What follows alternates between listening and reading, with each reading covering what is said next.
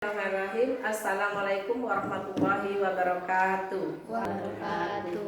Bapak Ibu beserta pegawai SD 64 yang kami hormati. Pertama-tama marilah kita panjatkan puji dan syukur kepada Allah Subhanahu wa taala yang mana berkat rahmat serta limpahan karunia-Nya, alhamdulillah pagi ini kita dapat melaksanakan aktivitas kita sebagaimana biasa, yaitu pengisian kombel belajar kita dalam penjelasan visi misi sekolah. Semoga berjalan dengan lancar. Selanjutnya salawat berinsalam, marilah sama-sama kita hadiah kepada junjungan kita Nabi besar Muhammad SAW, yang mana beliau telah bersusah payah membawa kita dari alam kebodohan menuju alam yang berilmu pengetahuan yang sama-sama kita rasakan pada saat sekarang ini. Baiklah ibu-ibu, bapak ibu semuanya, kami ingin menjelaskan visi misi SD Negeri 064 Strip 80 Kuali yang ini berdasarkan hasil kerjasama kita, yang mana di sini nanti seandainya ada kekurangan-kekurangannya, marilah sama-sama kita perbaiki secara bersama-sama. Nah, di sini mohon maaf ya Bapak Ibu, sebelum kita melanjutkan penjelasan saya, mohon Bapak Ibu untuk meletakkan handphonenya atau beraktivitas lainnya, karena di sini bukan saya saja, tapi siapa saja yang memberikan penjelasan, mohon kita untuk memperhatikannya, bukan untuk saya, untuk Bapak Ibu semuanya juga. Nah, di sini potensi di SD Negeri 064 Teluk Wali, yaitu memiliki lokasi yang strategis dan mudah dijangkau oleh siswa, dengan akses transportasi umum yang memadai sehingga memudahkan siswa untuk datang ke sekolah dengan aman dan tepat waktu.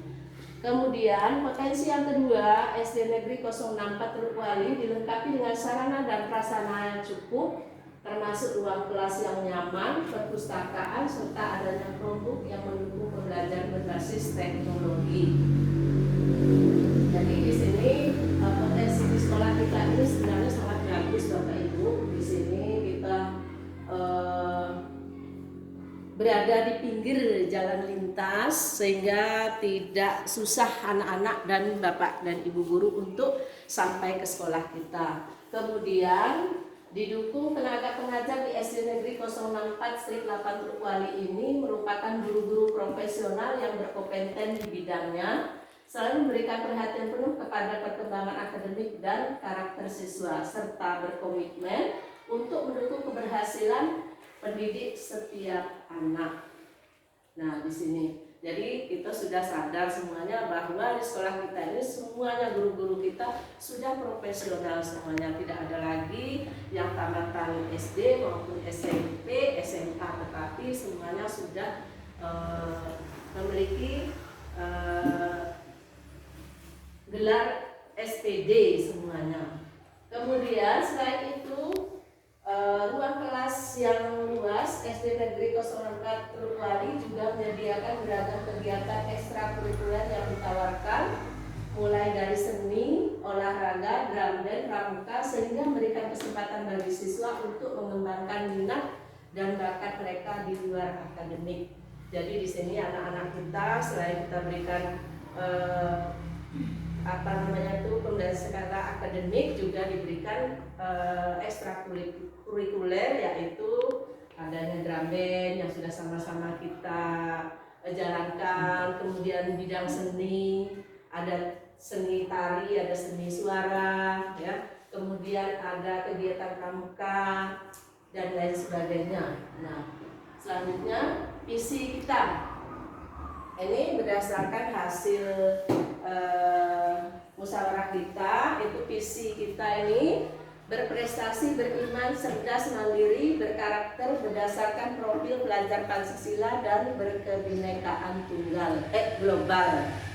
Jadi di sini visi kita ini berprestasi, itu misinya yaitu mewujudkan sekolah berprestasi akademik dan non akademik. Nah, ini sama-sama sudah kita jalankan proses pembelajaran kita sudah memberikan pelayanan terbaik buat anak-anak kita. Kemudian yang kedua, memfasilitasi siswa-siswi dalam beribadah pada Tuhan Yang Maha Esa sesuai dengan ajaran agama yang dianutnya. Ini yang penjelasan daripada beriman tersebut. Dan yang ketiga, menciptakan suasana pembelajaran yang aktif, kreatif, efektif, inovatif, menyenangkan, gembira, dan berbobot. Nah, di sini kita sudah berupaya untuk melaksanakan pembelajaran tersebut dengan penuh kegembiraan.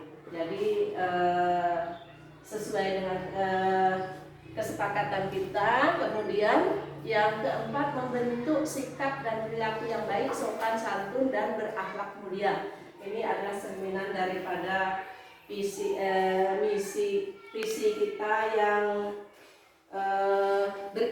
beriman, ya.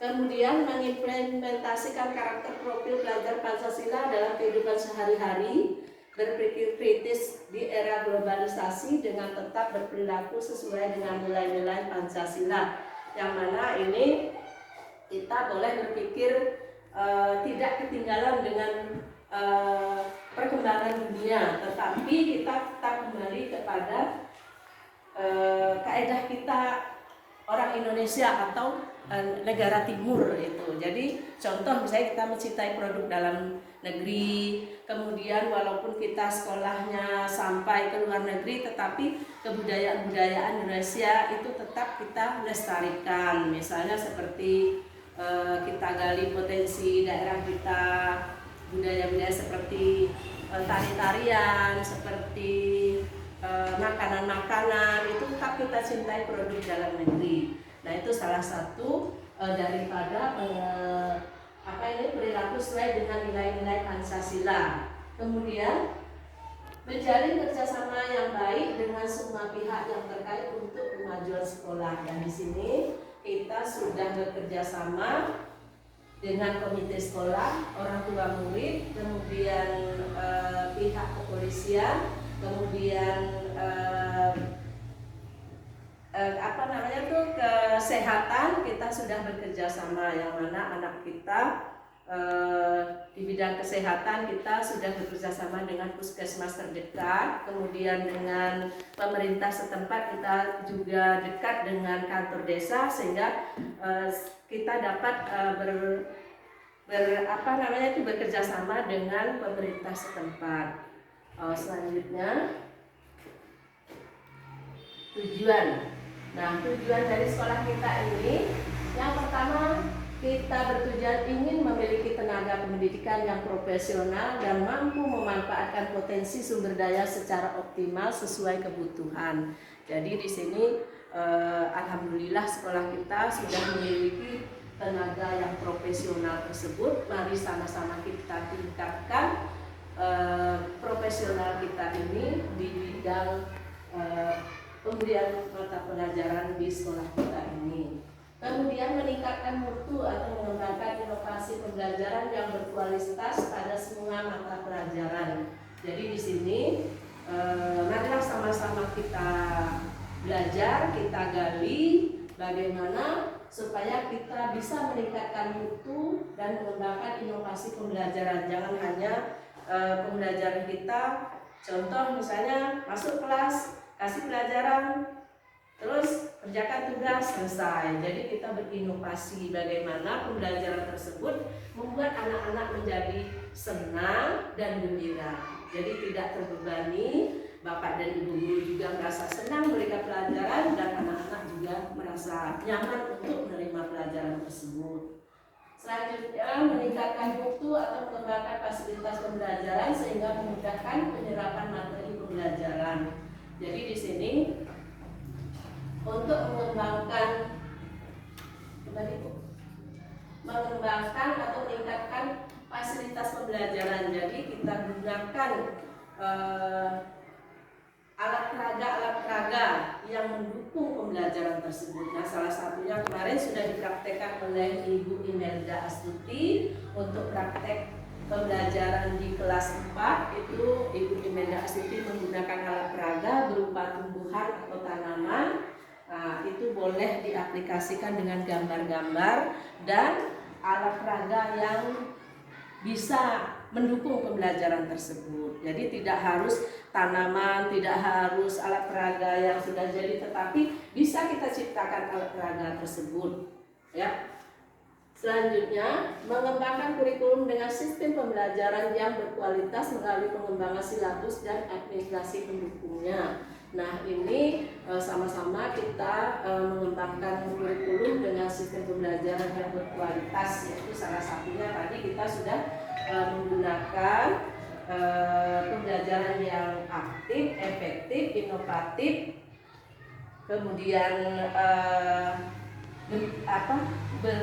gembira, ya, itu menyenangkan dan bergembira. Dari situ kita mengembangkan ini sistem pembelajaran yang berkualitas. Jadi jangan pembelajaran itu yang apa adanya saja, tetapi kita membuat pembelajaran itu lebih berkualitas untuk kedepannya.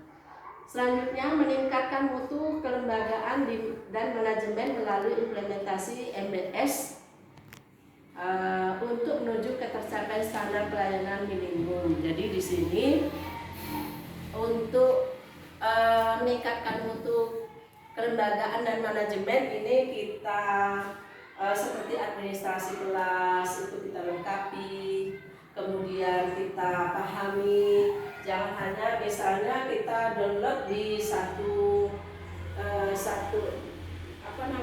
situs internet, kemudian kita pelajari, kita tidak pahami, kemudian langsung kita akses dan kita terima dengan mentah-mentah. Tetapi kita pelajari, kita pahami, baru kita aplikasikan di sekolah kita.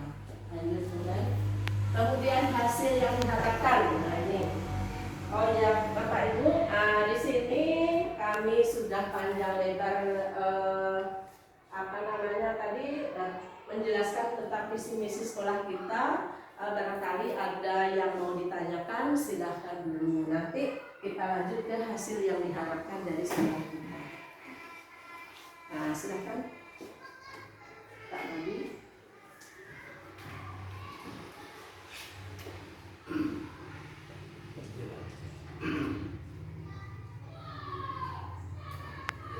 Bu Melda, Ibu ini, Bu Emi, Bu Nila, Kak Imron. Nah, di sini kami sebenarnya ingin dari hasil pemaparan yang sudah saya berikan tadi, hendaknya Bapak Ibu memberikan masukan, baik kritik, saran maupun untuk kedepannya lebih baik lagi. Masalah visi misi kita tadi, misalnya Bu ini visinya terlalu ketinggian, atau misalnya visinya ini kurang ini dan lain sebagainya. Ini saran dan masukan tersebut ini sangat saya butuhkan. Tidak ada Bu, kalau tidak ada kita lanjut ke hasil yang diharapkan. Nah, di sini hasil yang ingin kita harapkan atau ingin kita mencapai atau mimpi-mimpi kita di masa yang akan datang, yaitu prestasi akademik dan non akademik. Yang pertama itu sekolah menjadi tempat yang menghasilkan siswa dan siswi yang unggul dalam bidang akademik dan non akademik, seperti seni, olahraga, dan keterampilan lainnya. Prestasi ini diukur melalui capaian siswa dalam kompetisi, ujian, dan pengembangan minat bakat. Jadi di sini setelah kita laksanakan visi misi kita tersebut, kemudian hasilnya nanti ini bisa dilihat di dalam capaiannya, yaitu seperti kita melaksanakan evaluasi terhadap anak, baik evaluasi awal maupun evaluasi akhir pembelajaran. Nah itu. Jadi di sini itu untuk yang di sekolah kita. Kalau yang kompetensi pengembangan minat dan bakat ini kita bisa lihat anak kita bisa mengikuti berbagai macam lomba yang non akademik, misalnya tingkat desa, tingkat kecamatan maupun tingkat kabupaten dan seterusnya. Mulai dari seni, olahraga, kemudian di yang akademiknya berupa misalnya ikut lomba mata pelajaran seperti MIPA dan matematika. Kemudian hasil yang sangat diharapkan yang kedua yaitu keimanan dan ketakwaan. Jadi di sini siswa dan siswi memiliki semangat dan konsistensi dalam menjalankan ibadah sesuai agama masing-masing, memperkuat hubungan spiritual dan nilai-nilai keagamaan dalam kehidupan sehari-hari. Jadi di sini kita berharap anak-anak kita ini bukan hanya unggul di bidang akademik dan non akademik, tetapi juga unggul di bidang agamanya. Jadi harus seimbang. Misalnya kita fasilitasi anak-anak untuk melaksanakan ibadah sesuai agama dan kepercayaan. Salah satu contoh sudah dilaksanakan oleh kelas 5 itu yaitu melaksanakan ibadah sholat duha dari jam 7.30 sampai jam setengah 12 siang sudah terlaksana. Kemudian pengajian setiap hari Jumat pagi, kemudian kita memperingati hari-hari besar Islam. Itu sudah kita tanamkan kepada anak-anak. Selanjutnya pembentukan pemanfaat teknologi atau iptek. Nah, di sini harapan selanjutnya ini siswa-siswi mampu menggunakan teknologi secara produktif dan kreatif, baik dalam pembelajaran maupun dalam kehidupan sehari-hari. Kemampuan berpikir kritis, problem solving, dan adaptasi teknologi menjadi bagian penting dari keberhasilan siswa di era globalisasi. Jadi anak kita ini walaupun kita tinggalnya di pedesaan, tetapi kita jangan ketinggalan dengan semua pelajaran-pelajaran ataupun yang mengglobal, yang mendunia. Jadi masalah iptek atau ilmu pengetahuan dan teknologi ini sudah kita ajarkan kepada anak kita, yaitu kita memanfaatkan fasilitas produk yang sudah kita miliki tersebut. Kemudian membentukkan karakter dan perilaku yang baik. Nah, ini otomatis ya, siswa dan siswi memiliki sikap sopan santun, beretika, menghargai orang lain, serta menunjukkan karakter yang kuat sesuai dengan nilai-nilai Pancasila. Nilai-nilai ini tercermin dalam interaksi sosial dan lingkungan sekolah maupun masyarakat. Jadi anak-anak kita ini kita sudah menerapkan akhlak-akhlak yang baik seperti sopan santun, kemudian sopan santun dalam kehidupan sehari-hari, kemudian menghargai baik sesama teman maupun kepada orang yang lebih tua. Kemudian ini bisa kita terapkan seperti setelah selesai kita melaksanakan upacara pada setiap hari Senin, kita membuat satu inovasi baru, yaitu anak-anak untuk berjabatan tangan kepada bapak dan ibu gurunya. Itu adalah salah satu penerapan daripada karakter dan perilaku yang baik. Kemudian memungut sampah setiap pagi. Kemudian banyak pokoknya yang sudah kita terapkan tersebut. Lanjut, hasil yang diharapkan selanjutnya yaitu implementasi profil pelajar Pancasila. Nah, siswa-siswi mampu mengaktualisasikan nilai-nilai profil pelajar Pancasila seperti gotong royong, mandiri, kreatif, berpikir kritis, dan beriman dalam kehidupan sehari-hari. Mereka dapat berperan dalam menciptakan masyarakat yang harmonis dan menghargai keberagaman. Jadi di sini karakter gotong royong, mandiri, kreatif, berpikir kritis, dan beriman tersebut sudah kita tanamkan kepada anak-anak kita, yaitu melalui pembelajaran di bidang keagamaan tadi, kemudian yang profil pelajar Pancasila tersebut. Selanjutnya global mindset dengan local values atau think globally, act locally. Itu bahasa Inggris kurang paham juga saya, tapi bagaimana artinya kira-kira ini siswa-siswi memiliki wawasan global, mampu berpikir kritis tentang isu-isu internasional, namun tetap menjaga nilai-nilai lokal dan karakter bangsa. Mereka dapat berperan dalam komunitas global tanpa melupakan identitas dan tanggung jawab sebagai warga negara Indonesia. Nah, ini yang saya sebutkan tadi. Anak kita harus berpikir secara mengikuti perkembangan secara internasional, tetapi jangan lupa dengan diri sendiri bahwa kita orang Indonesia. Kita harus menjaga martabat orang Indonesia, tetap berbudaya timur. Contohnya tetap mencintai produk lokal dalam negeri, mencintai budaya-budaya daerah, tari-tarian, lagu-lagu daerah dan lain sebagainya. Walaupun kita berpikir sampai jauh negara-negara yang maju seperti negara-negara Barat dan lain sebagainya, tetapi kita tetap sebagai warga negara Indonesia yang baik, berakhlak mulia dan berbudi luhur tersebut. Nah, di sini moto sekolah kita tanamkan sikap disiplin, jujur dan bertanggung jawab. Jadi di sini marilah sama-sama kita, kalau kemarin sudah disiplin, sudah jujur dan bertanggung jawab. Nah, mari lebih kita tingkatkan lagi sikap-sikap tersebut dan kita tanamkan kepada anak-anak kita, karena hal-hal kecil itu bertanggung jawab itu dimulai dari hal-hal yang paling kecil. Maka sikap disiplin, jujur dan bertanggung jawab itu dimulai dari hal yang paling kecil.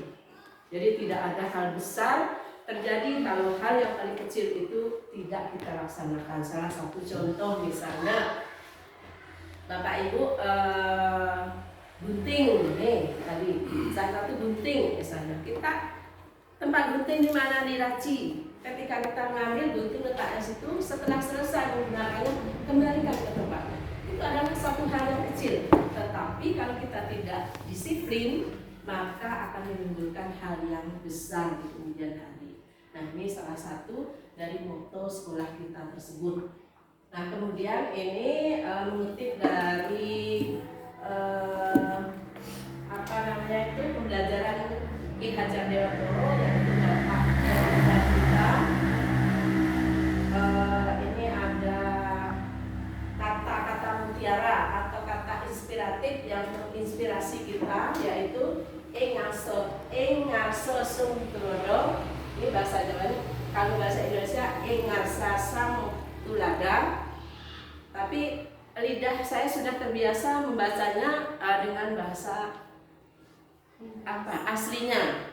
Engarso Sung Tulodo En Matio Mangunkarso Tut Uri Handayani. Jadi di sini kita sebagai pendidik, di depan kita memberikan penerangan, di tengah kita mengayomi, dan di belakang kita memberikan dorongan atau memotivasi anak agar lebih maju lagi ke depannya. Nah, ini kutipan dari Kiai Haji Maimun Jubir yang saya ambil. Itu kita sebagai seorang guru, seorang pendidik, kita mengajar dan mendidik anak itu dengan rasa ikhlas. Jangan rasa tertekan, jangan rasa ingin anak tersebut pintar, tidak. Tetapi di sini jadi guru itu tidak usah punya niat bikin pintar orang. Namun nanti kamu hanya marah-marah ketika melihat muridmu tidak pintar. Ikhlasnya jadi hilang. Yang penting niat menyampaikan ilmu dan mendidik yang baik. Nah, itu jadi intinya kita itu ikhlas mendidik dengan baik anak-anak tersebut. Masalah murid kita kelak jadi pintar atau tidak serahkan pada Allah Subhanahu wa Ta'ala. Jadi tugas kita itu mendidik dan mengajar yang baik saja. Kalau anak itu besok mau jadi presiden, mau jadi menteri, jadi guru, itu bukan urusan kita. Yang penting kita mengarahkan anak tersebut menjadi anak yang berakhlak mulia. Itu. Selanjutnya, dan terima kasih atas semua perhatiannya. Mohon maaf apabila ada kekurangan-kekurangannya. Dan saya akhiri. Billahi taufiq wal hidayah. Wassalamualaikum warahmatullahi wabarakatuh. Sudah. Yang hasil yang diharapkan. Hasil yang diharapkan. Nah, yang pemanfaatan teknologi dan iptek kan siswa atau siswi mampu menggunakan teknologi secara produktif dan kreatif, baik dalam pembelajaran maupun dalam kehidupan sehari-hari. Nah, untuk dalam pembelajaran kita kan terkendala akan adanya sinyal. Nah, solusi yang diberikan untuk biar kita bisa memanfaatkan teknologi itu kan otomatis harus sinyal yang optimal. Tapi kan di sekolah kita sinyal tidak optimal. Apa yang Ibu harapkan, yang Ibu mau capai dengan sinyal? Apa kita pasang wifi atau apa? Biar kita bisa memanfaatkan teknologi itu secara produktif kepada siswa-siswi kita. Iya. Nah, bagus sekali. Ini masukan dari Ibu ini tentang pemanfaatan teknologi atau iptek tersebut. Nah, di sini ini kan harapan atau hasil yang ingin kita capai untuk kalau bisa secepatnya, selambat-lambatnya. Ini adalah program jangka panjang. Jadi kendalanya di sekolah kita ini yaitu masalah sinyal tersebut. Nah, selama ini kendala sinyal ini yang sangat jadi masalah di sekolah kita. Jadi untuk kedepannya ini apakah nanti kita masukkan ke dalam rak dana BOS untuk Bu Men, untuk mengalokasikan dana untuk pemanfaatan pembelian wifi ataupun pokoknya yang berkaitan dengan pemanfaatan iptek, sehingga Chromebook kita ini bisa terpakai dengan baik. Jadi ini adalah harapan atau impian kita di masa yang akan datang. Mudah-mudahan saran dari Ibu ini tadi masuk dan bisa kita aplikasikan dalam rak dana BOS yang akan datang. Nah, bagaimana Bu kira-kira? Atau ada solusi yang lain, Bapak dan Ibu yang lain? Silakan Pak Nadi atau Ibu Imelda. Solusi yang selain dari mungkin bisa diterima yang kita bersama banyak. Itu yang mungkin saya akan menyampaikan. Saya lanjutin daripada tanggapan ataupun berupa saran daripada Ibu ini tadi masalah iptek. Memang yang disampaikan itu memang benar adanya. Namun dalam hal ini kalau menurut saya, kalau mungkin katakanlah misalnya seperti yang Ibu sampaikan tadi, mau dimasukkan ke dalam anggaran berupa dari anggaran dari dana BOS untuk periode berikutnya.